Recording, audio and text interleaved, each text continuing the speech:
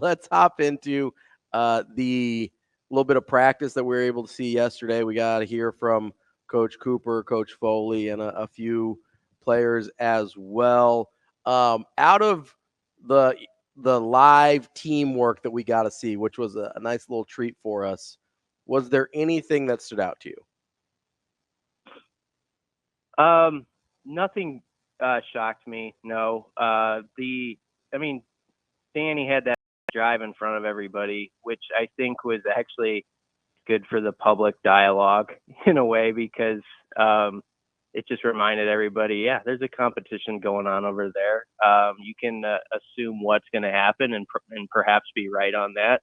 But I have always liked what Daniel Kalen's made of and just how he handles himself. And I liked last week when he was up front and, he was kind of posed this question about sort of being an underdog, or, that view that maybe he's the underdog in this situation. And he was not really accepting of that premise at all, that he's an underdog. And I mean, I would guess I wouldn't expect any less from a competitor, but I just like the way he handled that question. Well, I'm not saying it was that question, but I like the way he took it and answered it and framed it in the way that he's looking at it. And, he threw some nice balls yesterday, so that was good to see. I think Jalen Lloyd is a guy who kind of just pops out to me like he's going to be around somehow, some way, when stuff matters. You saw even on the drill we saw, it says this is how limited we are. I know Damon's seen a lot more, but, where it wasn't the best for Rhule on that one particular 11 on 11. I think they're like 1 of 5 or something. But you could see even within that Rhule, Jalen Lloyd sort of connection and some chemistry there. And he made a real nice play on a ball that was actually behind him, caught it, still was on the move and got like 5 extra yards out of it. I think he's a guy who, last year he had those explosive plays and he really challenged himself based off the interview he had with us at the end. Like, I'm going to be a guy who's more of an every down player this year. I'm going to be that guy who learns all the moving parts and can put myself on the field more than like 18 to 20 plays. And I think he's trending in a good direction. Brian, do we give Daniel Kalen enough credit for being a competitor when you think of the fact that this is a guy that willingly walked into a situation? Oh, it was bad from the jump, right? It was Yes. Didn't want him, then they got him. Then it was, oh, cool, resolve. Then it's, you're not the guy. We got our guy. Like, and he had options. He had places he could have. I mean, Michigan State wanted him. He had places he could have gone. And he walked into a situation knowing full well that at his position, where only one guy gets to play, he was going up against, at least in the recruiting era, the best prospect Nebraska's ever landed. Like, do we give enough credit for that? Because that's when you put it in that context, it's kind of impressive. I don't know if it is. I don't know if people do or don't, but he's got a great head on his shoulders. It was clear, like, even before all that happened. Like, if he had made the decision to go elsewhere, people would have understood, I think, given the scenario. Mm-hmm. But yeah, he even that, he didn't like talk it out publicly that week, when the Rhule stuff was changing. He kind of waited. There was reports, and I think there was truth to it, that there was maybe consideration of him taking a peek elsewhere, but never happened. He stuck around, and if you remember, he put out a video of him just throwing to like his guys, like Fedoni and some guys were catching passes from him, and there was a GBR attached to it. It's like that was his announcement, like I'm sticking here. There wasn't more fanfare than that. So I think people sort of like that Nebraskan way of handling it, I guess.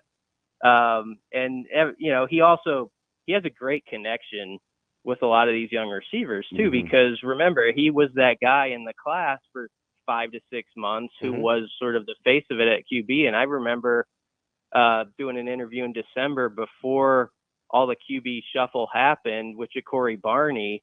And he was talking about Danny Dimes and how, like, they have this connection together and all this and that. And it kind of made me smile the other day when we're watching that drill and all the cameras are rolling and he hits Barney for that big, like 30, 35-yard gain, just a play in practice. But those are two guys who know each other well through talking it out leading into their time as Huskers. And he has a lot of guys like that who really respect him. And so that can't hurt your cause when you go out on the field and those guys know what you're about. Maybe this is more my personal vantage point, but this reminds me of like the draft where you get the guy that doesn't have a ton of starts or something like that versus the fourth year guy. And over time, you just have time to be critiqued up until the draft, right? See, we didn't know a ton about Dylan because we didn't see him in like a lot of live game action and stuff.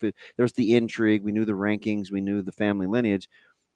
So there's this, like the girl in the sunglasses, right? She's got to be super looking because you can't, man, what's under there? You right? fill in the unknowns with the best case with scenario. Danny, and this is even me personally, like, because I know things that I've said, hey, just get them into the fourth quarter. I don't think they can make plays, or I don't love this offense, or people make a lot of excuses. They're not as good as people. Like, these are all things that I've said, right?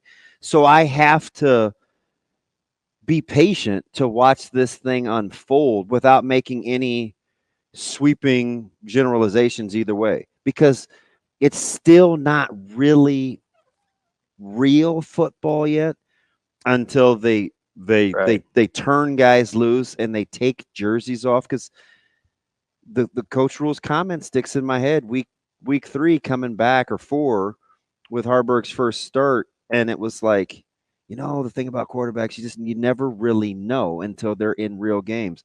So it's forced me to like take a couple of steps back and take it for what it is, because it would be easy for me to just gravitate towards Dylan because I'm significantly closer to those guys. But I have to continue to just try to remain objective, knowing and unknow what I've already seen, because I know people can get better. You know what I mean? It's good practice for me too.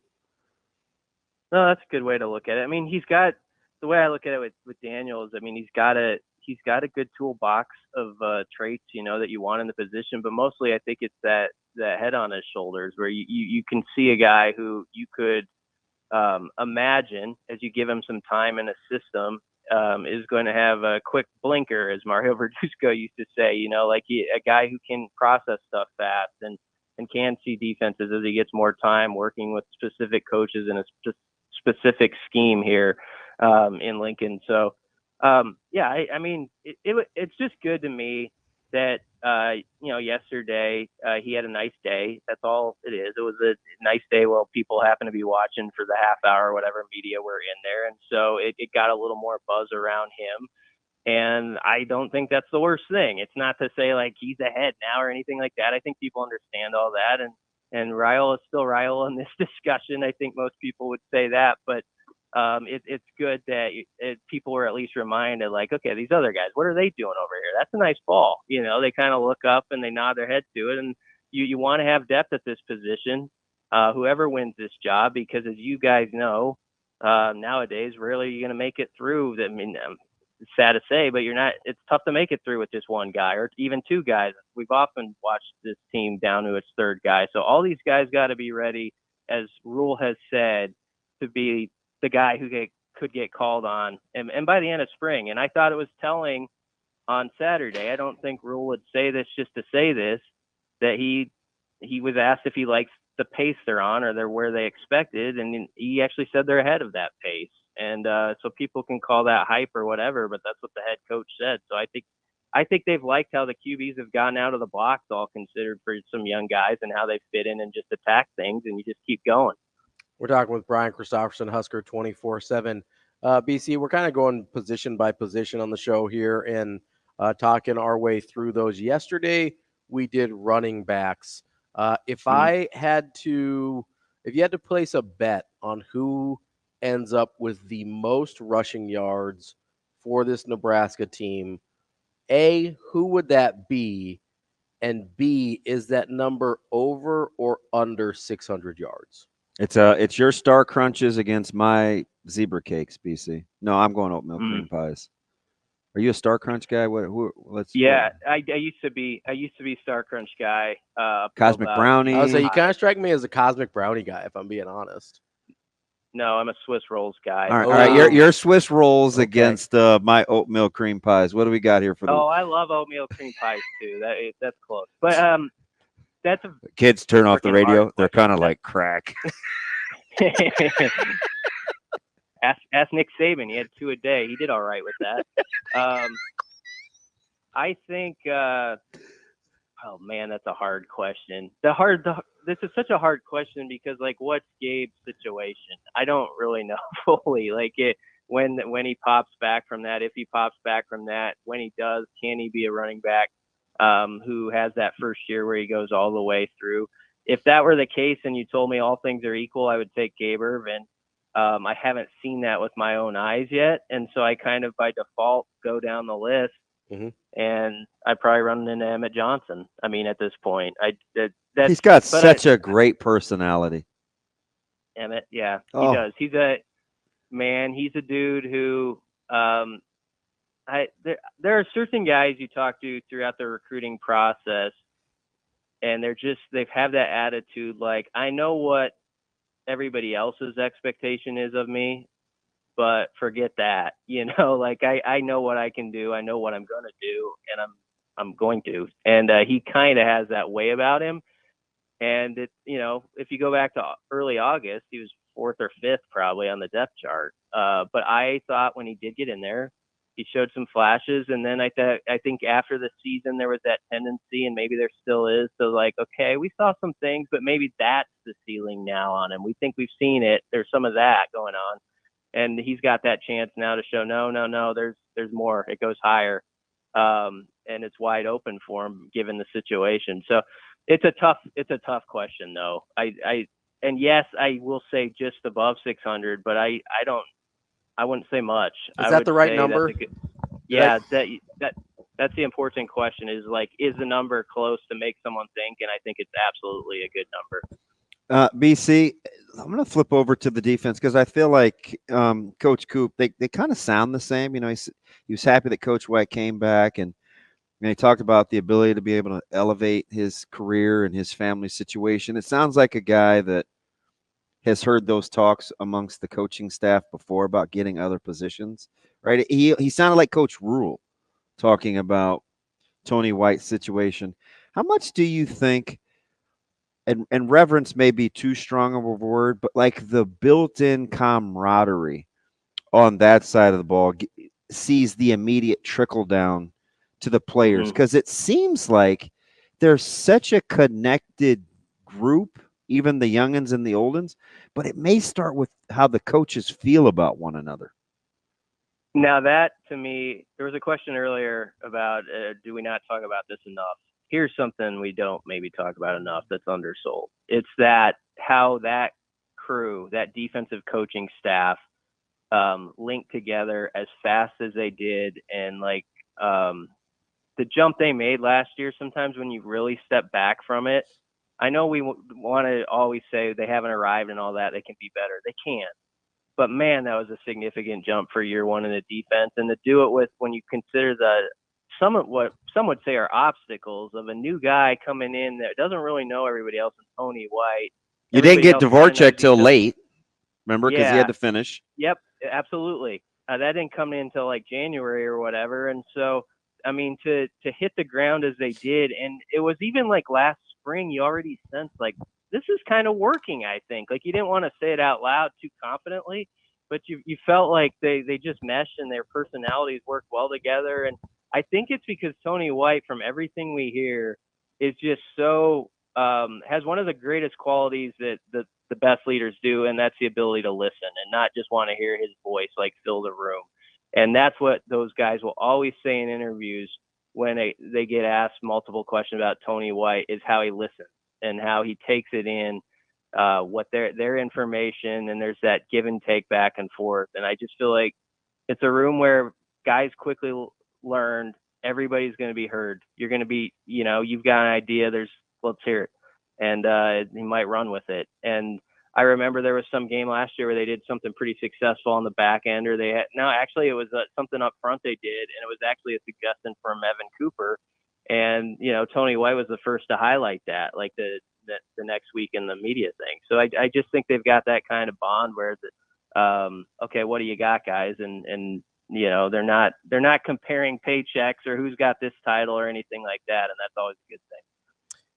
BC, I kind of made an assumption on that back end when they brought Bly Hill in that he was more of a developmental guy. Maybe it's because where he came from. Maybe it's because of the way he was talked about.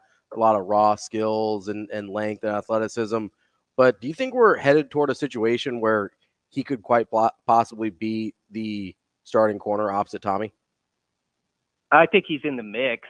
I think it's going to be a good fight still for a while, where you could throw like 4 names out there. But yeah, when the first time you see him, and when people go to the spring game, just look at the DBs, and you'll find some dudes with length. But there's just something about him where you're like, man, he looks long. He looks long to me, and he just he has those traits where you're like, that looks how you want him to. And so I think he's right there, and I think he jumped right in like the others. A nice thing for him, and Evan Cooper mentioned this the other day, is he's sort of in the same boat as all those other guys, like age-wise, so they're like 18, 19 years old. So yes, he wasn't here last year, and it was sort of a different path in Nebraska, but I think he's quickly got past that, where he's now part of the team, and basically the same as like some guys like Jeremiah Charles and those guys who have been around a year. It's like, okay, you had kind of a year of experience in college football in different ways. Now what can you do with it as you keep learning things? But right on be a good contest. Right on QBC. Take a listen to this, and what were your takeaways from this? Shane, clip 3. I mean, so for a guy who barely played football in high school, and his athletic traits are well documented, but the thing you wouldn't notice about him if you didn't know him is he's very competitive.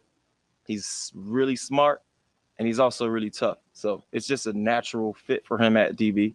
I'm not saying the receivers aren't tough, but it's just a natural fit with him, and he's just working at it. It's weird, BC. He says this a lot. He almost always starts with tough, and somehow he weaves in smart, whether he's talking about Gifford, what Tommy Hill needed to do to elevate his game last year. Don't forget about competitive. That almost makes it in there every time, too. And I remember Coach White saying, he was at the high school, and he said, you got to have 3 things if you want to play here.